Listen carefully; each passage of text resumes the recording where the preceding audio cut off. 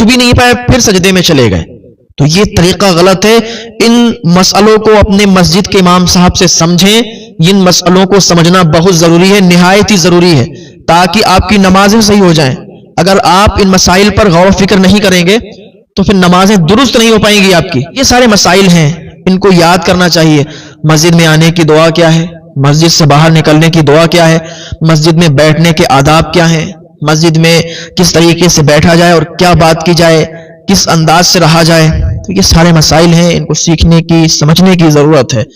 अगर यही सारे मसाइल ठीक होंगे अच्छी बात है, और हमें याद ही नहीं होंगे, पता ही नहीं होंगे, पता चला हम नमाजें पढ़ रहे हैं और फिर कोई फायदा ही नहीं है।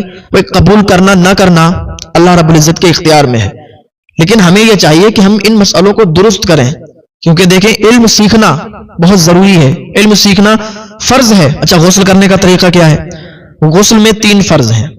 बहुत से लोग क्या करते हैं कि बस जल्दी से गए और पानी डाला और निकल आए।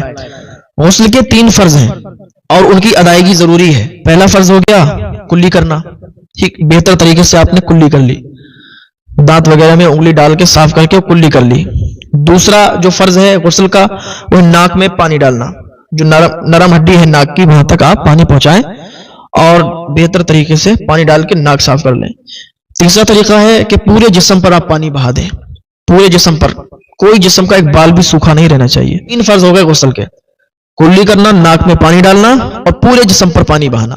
ये सारी चीजें ऐसी है ना, लिख कर भी रख लो आप, या एक बुक आती है, किताब आती है, सच्ची नमाज के नाम से किताब आती है, उसको लेकर भी आप सीख सकते हैं। फातिहा खानी अगर करना जानता है, फातिहा पढ़ना जानता है, तो उससे बेहतर चीज क्या है और कि इधर उधर से किसी को तलाश करना नहीं पड़ेगा।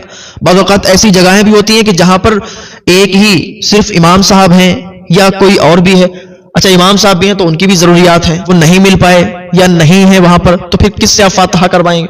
तो अगर आप सीखे होंगे, आपको फातिहा करना आता होगा, तो आप फातिहा कर देंगे, ये आपके लिए बड़ा फायदा हो जाएगा।